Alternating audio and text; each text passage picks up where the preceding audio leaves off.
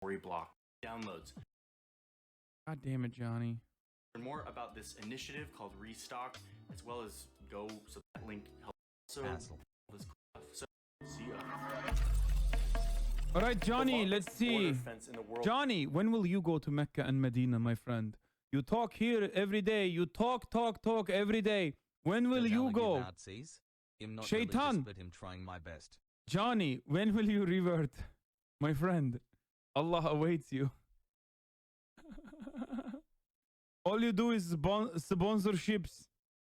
Today is not between India and Pakistan, or US and Mexico, or Syria and Turkey. Those are all very big, scary, long fences. But no, the longest border fence on Earth is like this.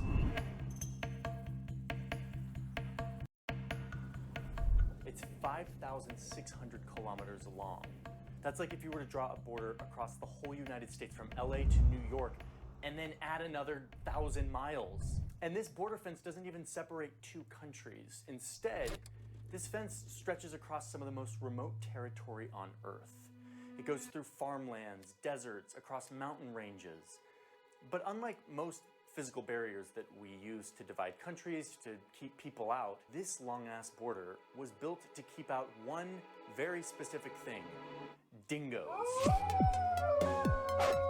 We're here in southeast Queensland, and this is the start of the dingo fence.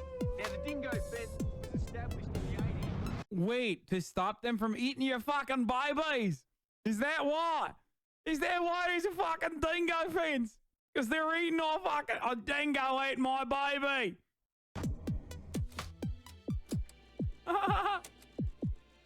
Okay, can we just say something right up front? Do we all agree that Australia is pretty wild and like a pretty unique place? There's a reason for this.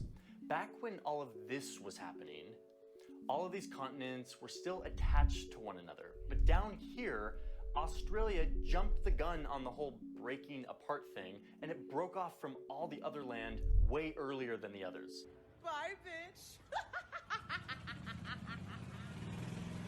Because of this, all the plants and animals on the Australian piece of land evolved in isolation for a really long time, far away from anything else. When we talk about the 7 continents, it's like North America, Asia, Africa, and then Australia. Like, it's a country, but it's basically its own continent. This isolation resulted in... Wait, is that why you guys got fucking super emus? Is that why you lost the fucking battle to the fucking emus? You lost to a fucking emu. Lost to a fucking bed.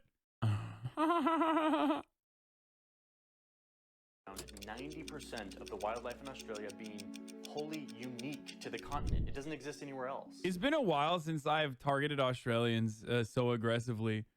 And I think, like, it's time. You know what I mean? They got way too comfortable in the community thinking like, huh, oh, look at this fucking bloke making fun of the fucking Irish. Ha! It's pretty good, bro. You know what I mean? You Aussies, you think like, oh yeah, come to Australia, mate.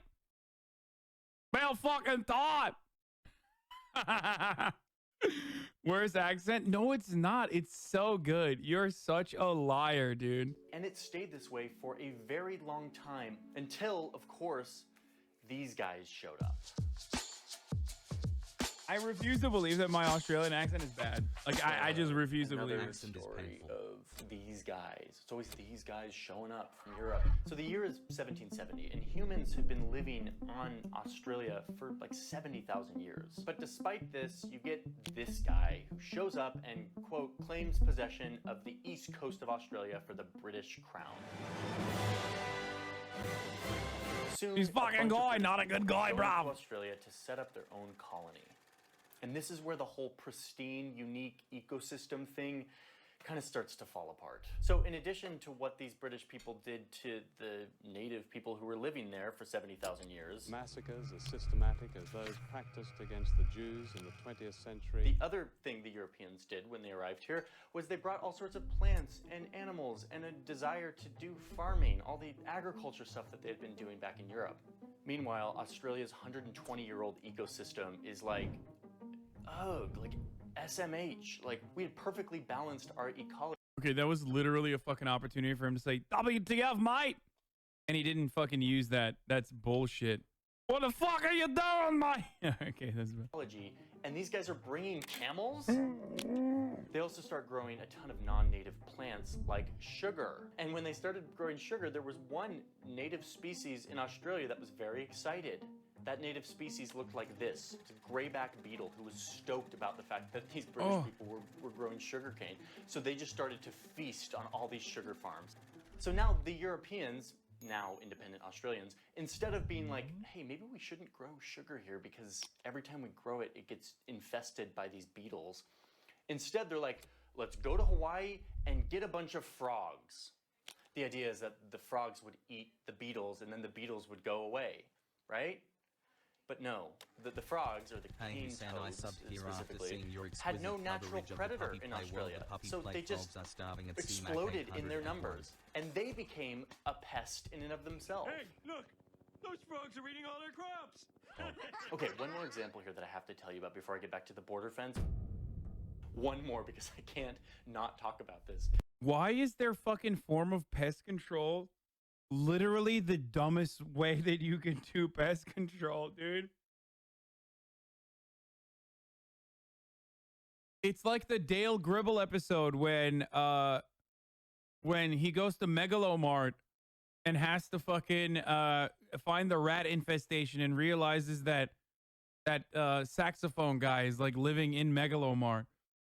He's like, yeah, that's why I put out the rats. And then also I put out separately a raccoon. So back in 1932, emus, these like big giant weird birds. Fucking emus! And so the Australian government sent out the Oh Australian no, the Army, disrespect. Oh no. thousands Oh of no. Jhonny Harris is about to do disrespect to the entire continent, dude. Oh no. How the fuck will the Australians recover from this, dude? It's so bad. It's so bad. Oh, he's covering the emu war, dude. The great emu wars. Lost the fucking flightless birds, bro. We lost the fucking flightless birds. Emus. rounds of ammunition to fight these emus. Yeah, the only thing you got, the only defense Australians have, now need to talk shit as an Australian. I'm going to go to the doctors for free today. I don't even have to use my easy to acquire welfare to get there. The bus is free for me. All right, well, you still lost the fucking emus. Let me have this. As a fucking American. And to kill them off so that they could control the population. The best part about the story is that the emus won the war.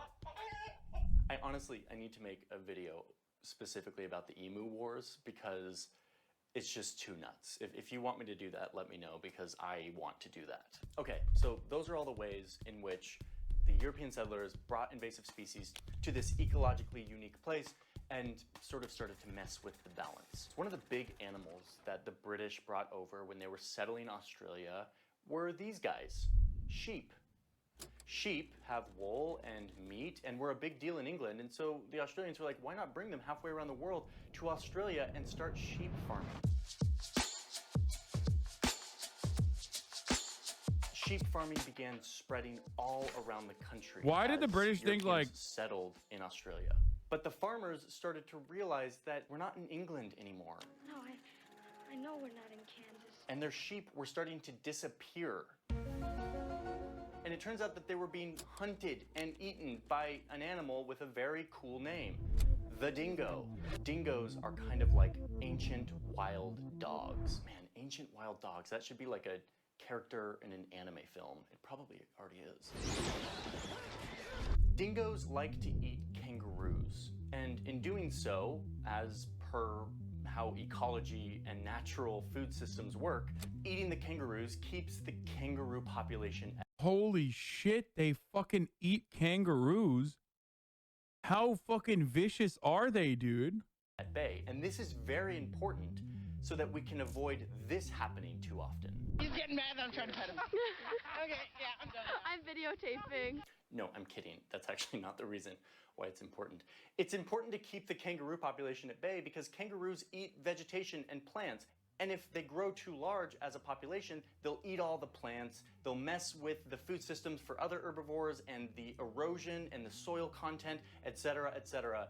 The whole ecosystem relies on this balance of predator and prey. We are all connected in the great circle of life. So the dingoes are Are dingoes even dogs? Dogs are apex fucking predators. Dingoes are if you took the average dog and let it live in the wild for a bit. I thought dogs... Wait, that's not even remotely true. No, if you let the average cat out and let it fucking thrive in the wild, it would be incredible. Cats are apex predators. Dogs are literally the dumbest. Like, domesticated dogs are way too fucking docile and way too stupid to survive in the wild. You are straight up wrong. Except for wild dogs who are not fucking like the domesticated dogs that we know and love at all. Important.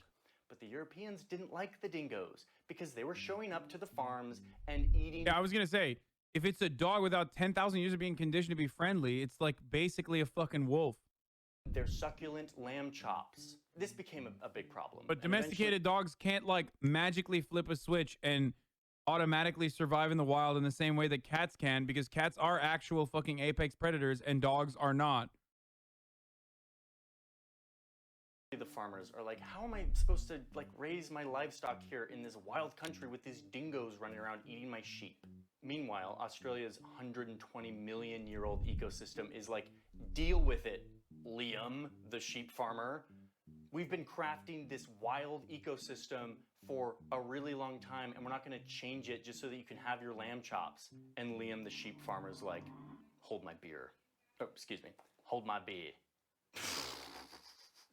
I try not to like do accents because it's like kind of cliche. Oh, Jolly! That was fucking worse than anything I could have ever done! And I can't do accents very well, but that was pretty good. Better accent than yours? Better than Hassan? Fuck you! You fucking wackers! I don't know if that's a term that Australians even use. Fuck you guys, dude. I just love the way Australians He literally said, hold my bee. There it is. And thus begins another round of let's outsmart nature. So anyway, they start planning a fence. You fucking what if we can't cut off like a giant swath of this country so that all of the dingoes stay on that side of the fence and all the sheep farmers could stay on this side of the fence. So they built the fence. It took them 8 years to construct this massive fence, the longest you on fucking Earth. don't. And it worked. After they completed this fence, sheep deaths plummeted. And so now the farmers are very happy, and the Australian government is very happy because the farmers are happy. Meanwhile, Australia's 120 million year old ecosystem is not so happy. Not happy, Jen! Okay, so remember the kangaroos? He's getting mad that I'm trying to pet him. Yeah, so on this side of the fence, there's now no dingoes, which means no one to eat the kangaroos. So the population of kangaroos skyrockets. They start eating all of the grass and vegetation. This overgrazing has left little food for the smaller plant-eating animals, whose population is now declining. And now it's also messed with the natural nutrient cycle of the soil. So now stuff doesn't grow as well in all of these soils. This change in vegetation made it easier for wind to pick up sand and create these giant dunes, which then served as like a wall to redirect the wind patterns, which changes like the weather patterns, etc., etc., etc. You build one fence to protect sheep, and you trigger a ripple effect that throws off a balance in nature that had been literally hundreds of millions of years in the making. But to the humans, it is very worth it because the Australian sheep industry is worth $6.6 billion. The reason I'm making this video, the reason I'm fascinated with this fence, isn't just because it's so long.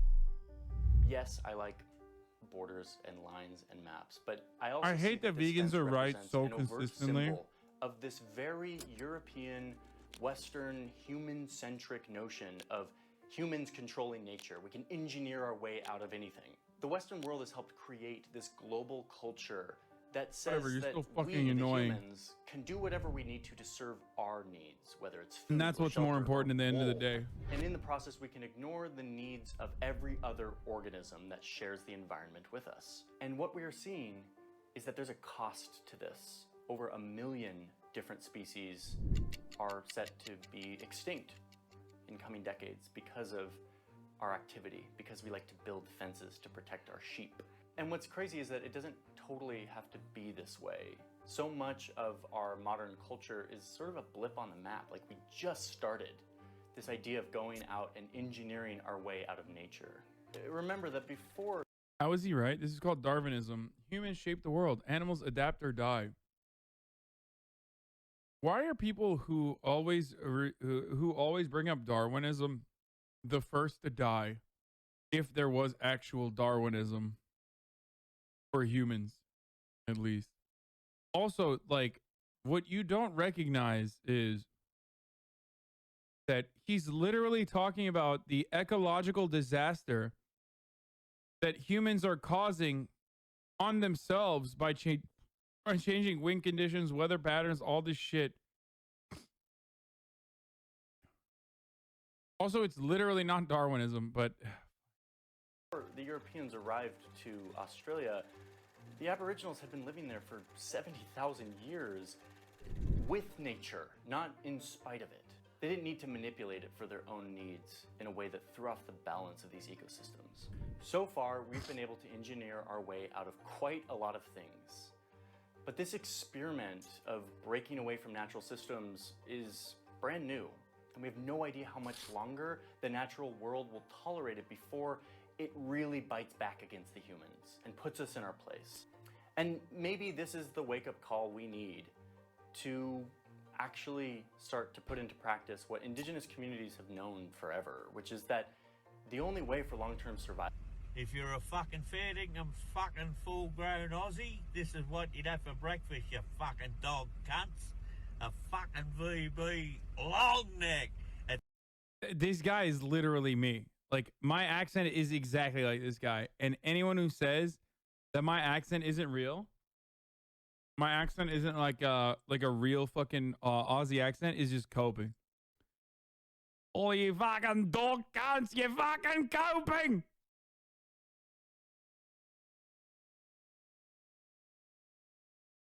What is this? Can I link a TikTok? Men only have 4 moves.